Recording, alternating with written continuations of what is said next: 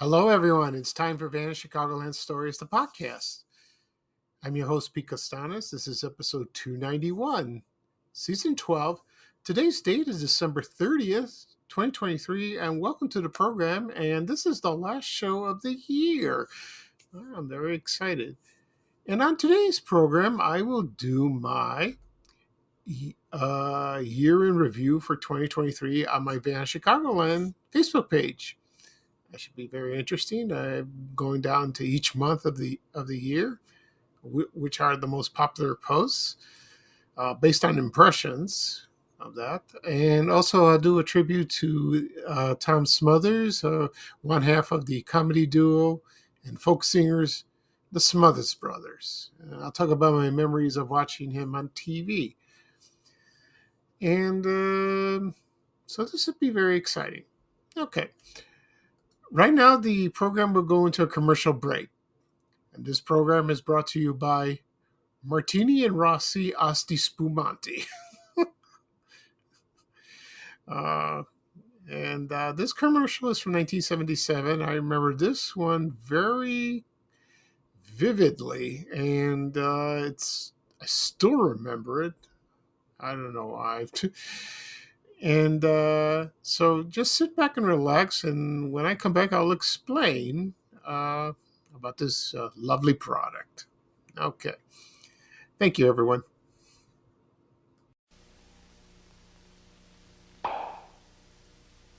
You brought home champagne. No, it's Martini and Rossi Asti Spumante. It's imported champagne. It's imported Asti Spumante. It's delicious champagne. It's delicious Martini and Rossi Asti Spumante. It's really delicious champagne. It's delicious Martini and Rossi Asti Spumante. Martini and Rossi Asti Spumante.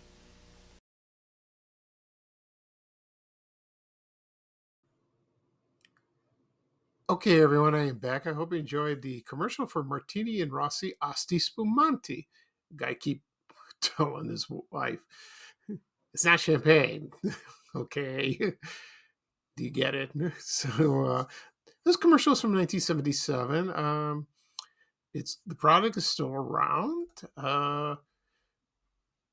And it was founded in Turin, Italy in 1863 by the people were Alessandro Martini and Luigi Rossi. Their headquarters, it was in Turin, Italy, but it's also Pescioni. I don't know. The Italian's bad. Anyway, so they make other drinks. There were the other commercials, like remember in the 70s with Angie Dickinson, who played policewoman. She said, they did Martini and Rossi on the rocks. Say yes. Yeah, she was.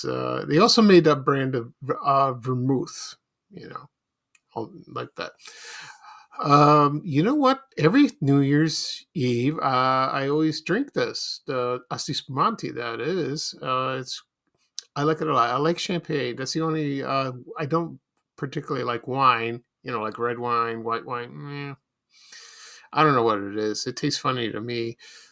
So I always have champagne, and there's something about it. I've always said I'm a seldom drinker. I don't drink much. I mean, if I go out with my friends or go to an event, I might have a beer or something like that. I like Greek beer. I really do. I love it. American beer, not so much. Last time I had it, I had dinner with my friends. We had it at a Greek restaurant, and I ordered Greek beer. I tried Mythos for the first time. It was very good. why not? I try not to do because I'm on medication, so I got to be careful with that.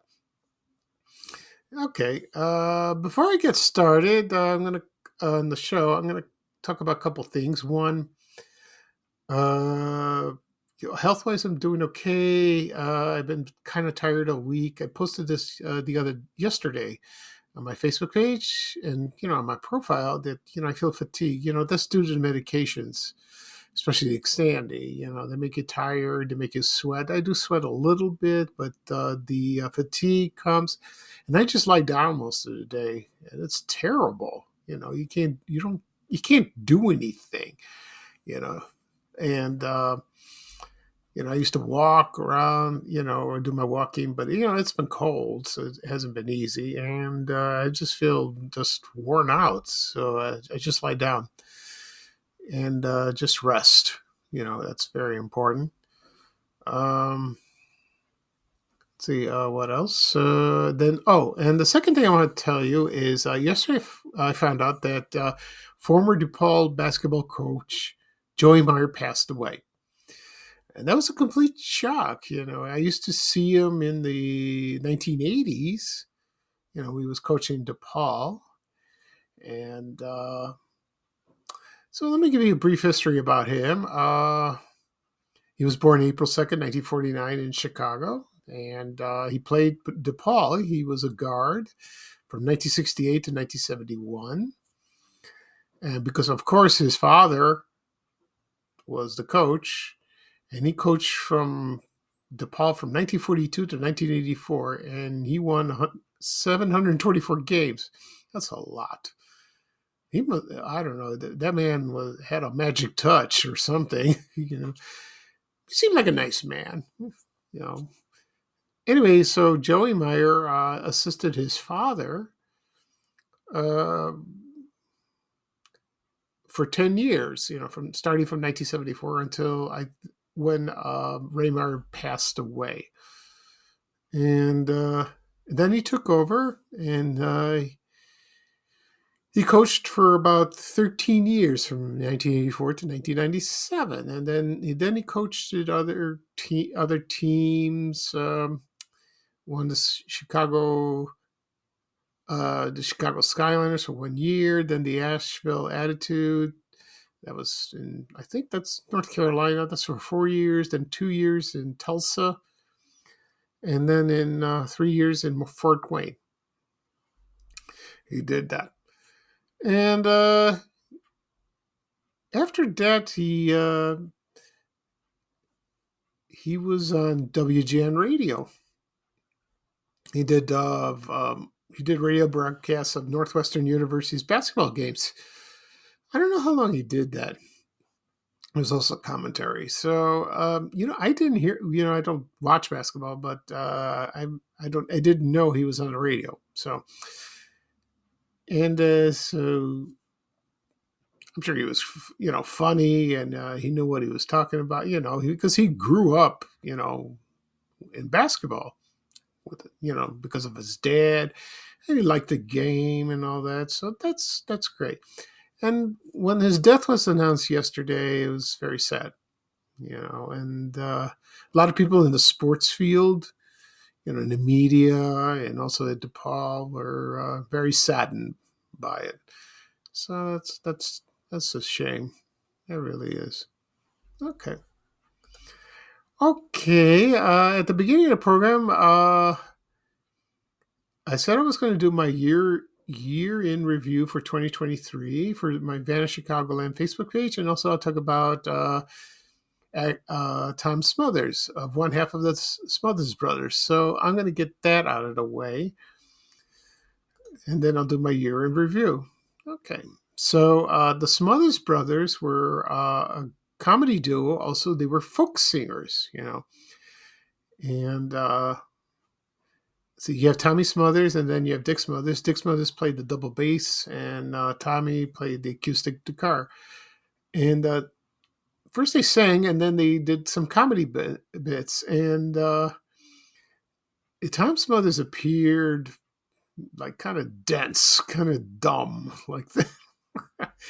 But he was a very brilliant man. He was very smart, like that. And they did this comedy act, and they were born in New York on Governor's Island, and then they moved to California. They also recorded comedy albums as well. Then, of course, we all know them from their TV shows. One is the Smothers Brothers Comedy Hour that started in the late 1960s, which was very interesting and very popular, but it was very controversial. Before that, they started in a sitcom called the Smothers Brothers Show. And I remember seeing this on Nick at Night, the reruns in the 1980s, and I watched it. It was pretty good, and according to the brothers, they didn't like doing it. They didn't act like brothers. They were just it was just a sitcom, and they wanted to do something better. But it got them exposure. And and then later on, they started their variety show, and they changed it to the Smothers Brothers Comedy Hour. And you know what's funny? Because they had the great writers in the show, and also guest cast. Also, they brought like, for example, regular performers. They had Steve Martin, Don Novello, which he played Father Guido Sarducci, Rob Reiner from All in the Family, and let's see, Bob Einstein for Super Dave, Albert Brooks, and there was a woman named Lee French, or is it Lee French? Lee French, I think. Also, they had pop singer Jennifer Warren. Warren's, she's saying it's the right time of night. Remember that song? And there was a guy on the show. He was a singer. His name was Mason Williams, and he had that hit record "Classical Gas," and it was instrumental. And he was a head writer of the show, like that. What's so great about this show is they had a lot of musical guest stars, and they like, for example, they had Joan Baez, Buffalo Springfield, Cass Elliot, Halle Belafonte, Cream, Donovan, Glenn Campbell, Jefferson Airplane, Spanking Our Gang, you name it, Simon and Garfunkel, the Hollies, and the Who. The Who. That was a controversy where Pete Townsend was smashing his guitar. That was crazy, like that. And then it got a little political, and they were censored by CBS. That's when the show aired on Channel 2, WBMTV in Chicago.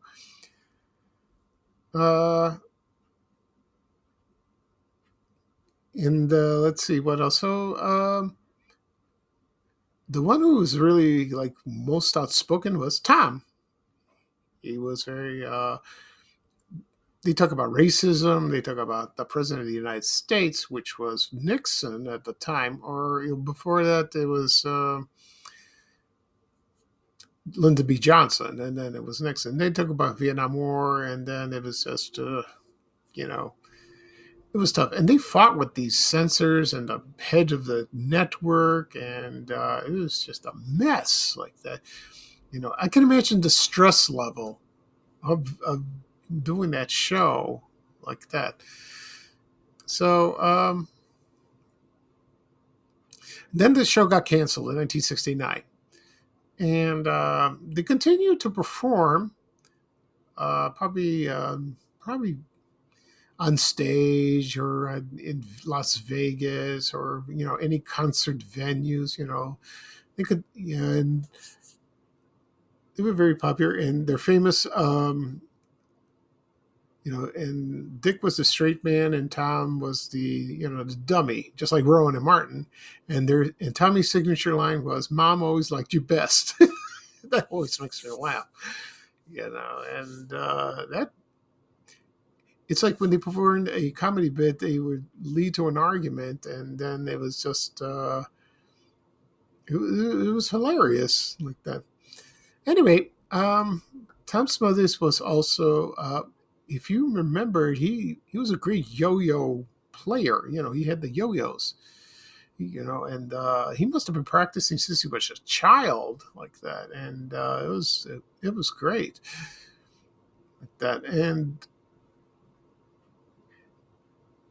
he was performing tricks with the yo-yo, and his name was the Yo-Yo Man.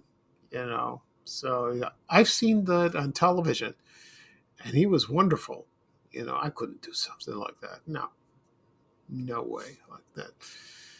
He appeared in movies and television without his brother, but the brothers still play. They were together most of the time, like that. And then he retired, and then they resumed performing until it was announced he was sick. He had lung cancer.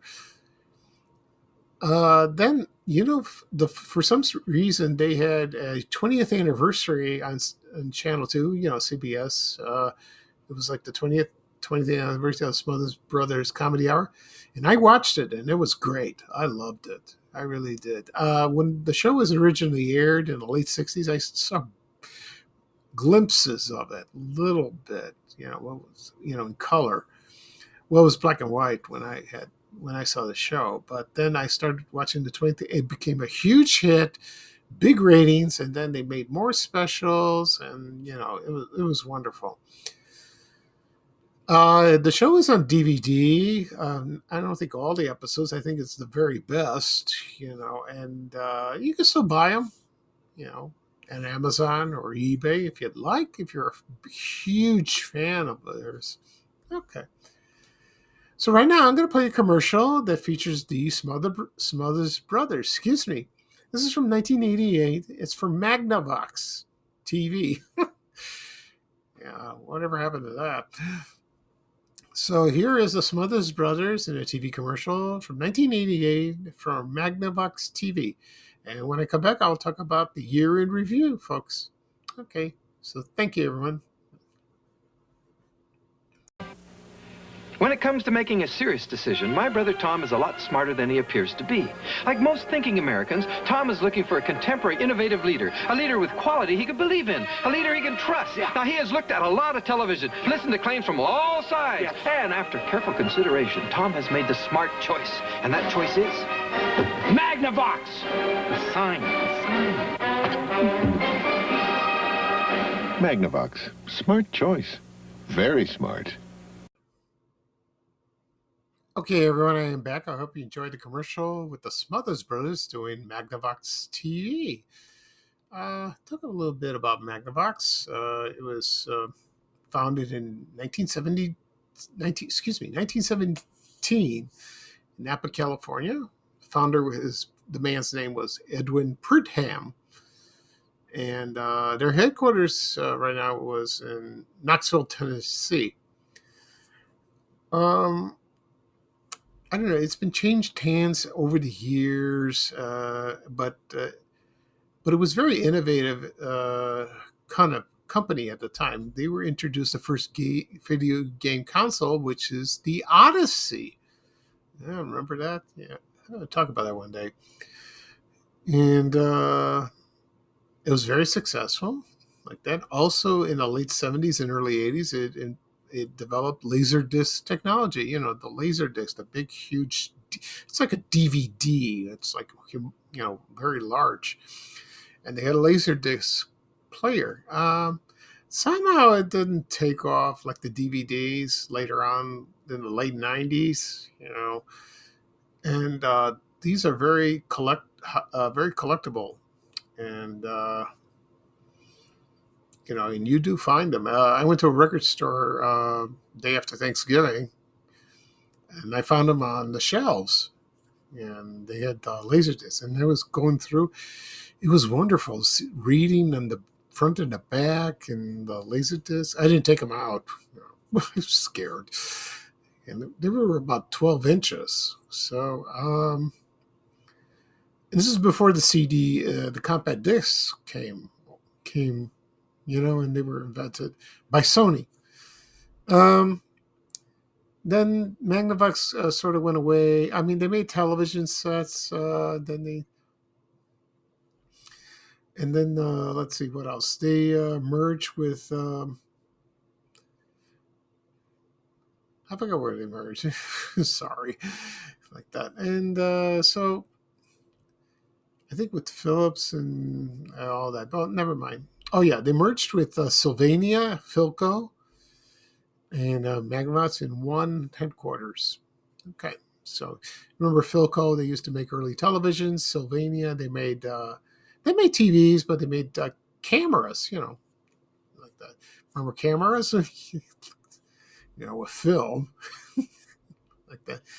So I think I have owned a Magnavox TV in the past, probably when I was living in Ashburn in the 70s. I think at one time or another, they were good TVs. Yeah. And my brother had one when he moved out, out of Chicago. He had a Magnavox TV, I think, or was it RCA? I think he had a Magnavox. I'm not sure.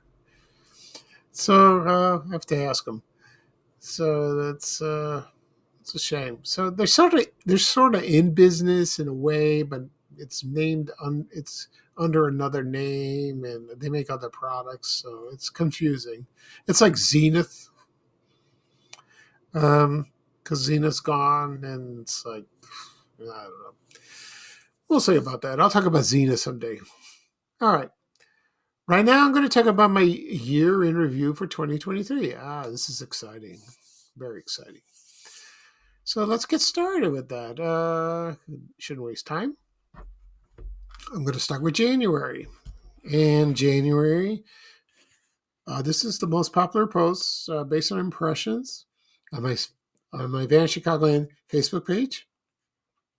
So January, this post was the 56th anniversary of the 1967 blizzard that happened in Chicago. And it's still talked about to this day. People in Chicago have never forgotten about it.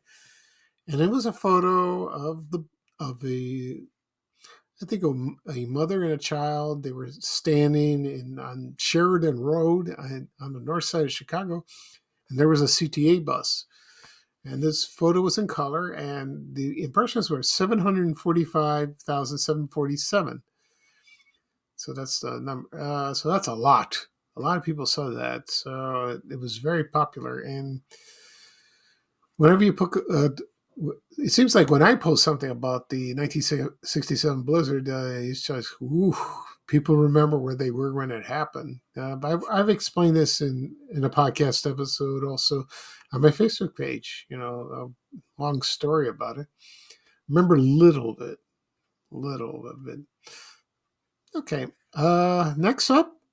In February, this one is the Silver Flash roller coaster, or it's called the Flash, in Riverview Park. This one had 288,938 impressions. It was one of the most popular roller coasters in Riverview. Not like the Bobs or the Fireball or otherwise like the Flying Turns. Or the chutes like that. Many other, Riverview has so many, but this was a cool photo that I found. And people loved that ride. They really did. They enjoyed it, back in the day. Okay, in March, we have a picture. I borrowed this from somebody, and I credited this. This was a photo of Prince Castle's Hamburgers in Oakland, Illinois, on 95th Street. And this had 514,793 impressions. And it was a cool photo. This is like from the 50s, late 50s, and it was beautiful. And to tell you the truth, I never eaten there. I wish I did. And I heard the hamburgers were great. The ice cream was awesome. And later on they turned into Cock Robin. I didn't go there either. And they had a lot of locations, but at that time it was wonderful. It really was. Okay, in April, I posted a photo of the Dan Ryan Expressway, and what's so great about this photo, it had the Magic Kiss sign, which was located on like 85th Street. And whenever you're driving on the Dan Ryan or any other expressways like the Eisenhower, the Kennedy, you would see those big red lips, and you see the sign, and you see the lips kissing. They pucker up like that. That was like an indication that you knew where you were on the expressways. So, and where you're going to turn off, and on the exit, or you enter, you would see those lips, and it was awesome. But they're gone now, so that's a shame. I don't know what they did with the signs. I think one guy had one. I saw this on the internet. He bought it at auction. I don't know if he still has it, but it's kind of cool. That's a great keepsake like that. That should be in a museum. It really should be. Because Magic Kiss was a great company. They did clean rugs and carpets. So. All right. And then in May, I posted an ad for Maurice Linnell cookies. This is from May 6, 1963.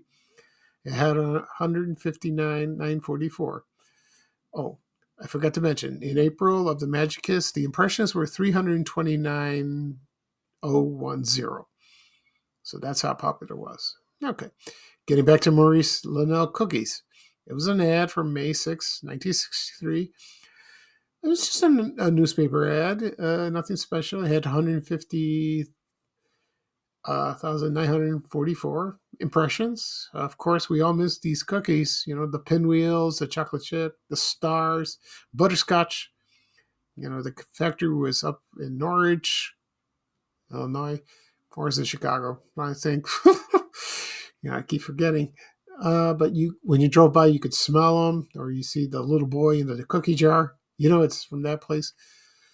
You used to see them at Jewel, Dominic's, all the time. And when I used to work at American Express Travel, somebody brought them one time, or at other offices I worked at, they bring the pinwheels. Oh, I love the pinwheels. They were the best, with the raspberry coating on the edge of it. That was good. All right, in June, I had a picture of the last streetcar in Chicago. Yeah, and it was, I think it was the Clark route, or is it the Broadway route? I forgot. And they had 151,119 impressions. I think that ended in 1958.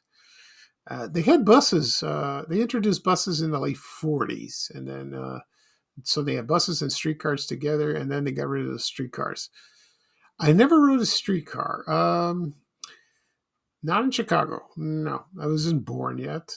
I've ridden a trolley in San Francisco. I don't know if that counts. When I visited there, and that was fun. I liked that. Going down the hill, like that, singing the Rice-A-Roni song.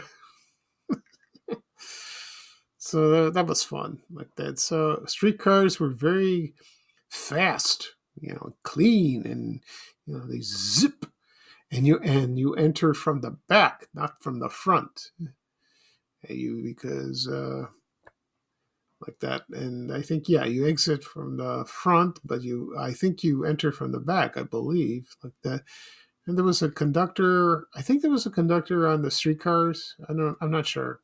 Of course, there was a driver. He couldn't have taken the tickets. So there must have been a conductor there. And that was the Chicago Surface Lines, and then it turned into the CTA later on. Okay. In July, I posted about the death of Dick Biondi, that legendary disc jockey. The impressions were 126,910. When his death was announced, there was very complete sadness. They loved listening to the man in the 60s and the 70s and the 80s. He was wonderful. It's that voice and singing that song on top of a pizza, all covered with cheese. He was great. I used to listen to him on Magic 104. I didn't listen to him in the 70s much because I didn't listen to WCFL or other stations he was on, but it was Magic 104. I listened to him in the 80s, and he was great. He was wonderful. Okay, and they're going to make a document. I think they did make a documentary, or they're going to. That should be fascinating. Yeah, I think it's made already. I think so. I would love to see it. I really would. I'll find out. Of course, in August, this had 225,544 impressions. It was the Bob's roller coaster in Riverview. Oh, why not? It was one of the most popular roller coasters in Riverview, and at that time, people still talk about it. They loved that roller coaster. It was crazy. It was a crazy ride, and it was scary. It was fun. It was thrilling and unforgettable. There've been other roller coasters, at Riverview and other theme parks, like Six Flags, Great America, and all over the country. But the Bob's was the best. Okay. In September, I posted a photo of the grand opening of the Jewel Grand Bazaar grocery store that was located at 54th Street in South Pulaski. And this one had a 569,195 impressions. I went to that once a long time ago when I was a teenager. And it was like a huge jewel, big jewel. And they had more products, a little more variety, maybe international. And the other stores opened. I think one was in North Avenue on the west side, Cicero, I think. No, Cicero or Pulaski, somewhere around there. Also on the Dan Ryan at 87th Street. Also on 95th Street in Pulaski down the street. They got rid of them like maybe the late 70s or early 80s, and now they're regular jewels. The one on 95th Street in Pulaski, I went a couple times. It's a little out of my way. Now it's just a regular jewel. Nothing big. It's just a regular jewel. Like that. Still functioning as a jewel. But it was a huge deal when they had that grand opening at the time. Okay. In October, I posted a photo of the Lord and Taylor department store in Woodfield Mall in Schaumburg. It happened on October 1st, 1973. It had 173,294 impressions. And Woodfield was just opening. It opened a couple of years prior. And it was a very elegant store. They had clothes and perfume and very nice things they had. Very nice. Over the years, it opened in Water Tower Place, I don't know, in Skokie, in Old Orchard, I think. And in Oak Brook Center in Oak Brook, Illinois. And now they're gone. Last I heard, they had a few in New York. I think they're closed. I think they're online, maybe. I don't know. I visited once or twice, Very chic. Very chic indeed. We need that back. We need that back in the stores. Okay, and in November, we had another attraction at Riverview Park. It was Aladdin's Castle, and it was the entrance, and it was like that crazy house, like that. And you see the Aladdin with his eyes moving back and forth. What's so interesting about this was in color. And they had impressions of 174,438. That's so. When you go to the entrance at Riverview, I think that's the first thing you saw. When you entered the park. And some people were fascinated, other people were frightened of it. Maybe kids, women, guys, anybody really. But it wasn't real. No, it wasn't real. I wonder what they did with that sign. Yeah, I often wonder. And last but not least, we have in December the Service Merchandise Store that was located at Deerbrook Mall in Deerfield, Illinois.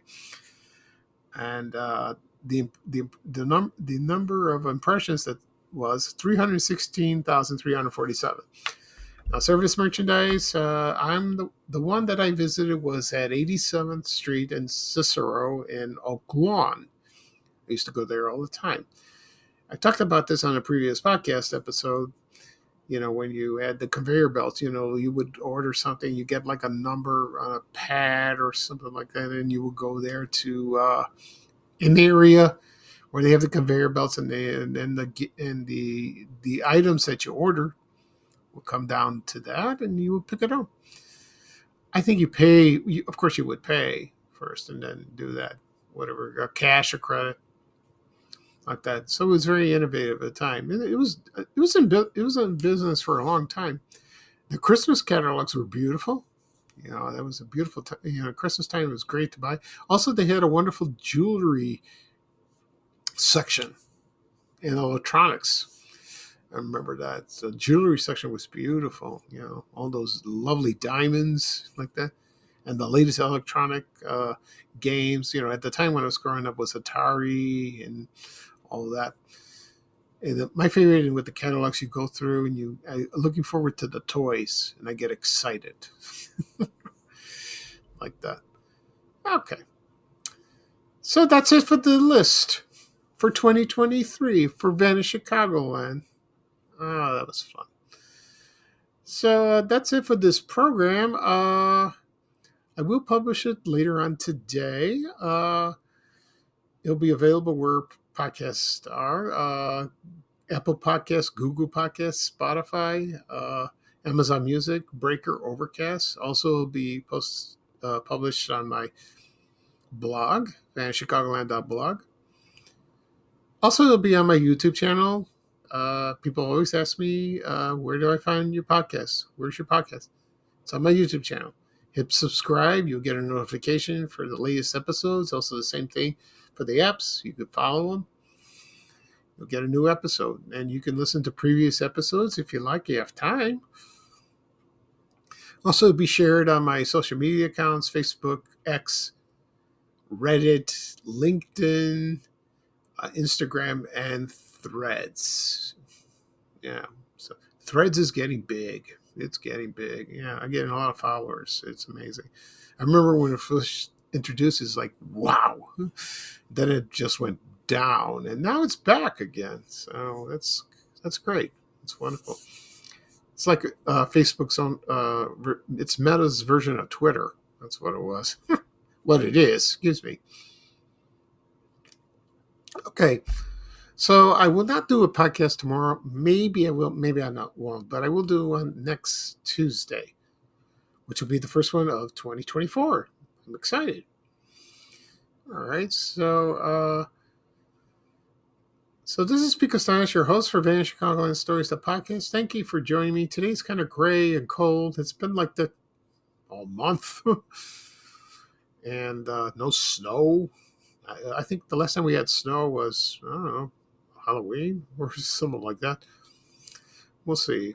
The New Year's for New Year's Eve and New Year's Day will be just kind of drab. Nothing exciting. Okay. For New Year's Eve, I'm just going to stay home. That's all I'm going to do. Just very relaxing. Okay. So thank you for joining me for joining me for this episode. What a way to close out the year. Yeah, I had a great time. And so here's Ray Rayner with a little traveling music saying bye, bye, bye. And here's bye, bye for me. Take care, everyone, and Happy New Year. And I hope you have a healthy, Happy New Year. Bye-bye, everyone. We have to go. Bye, bye, bye.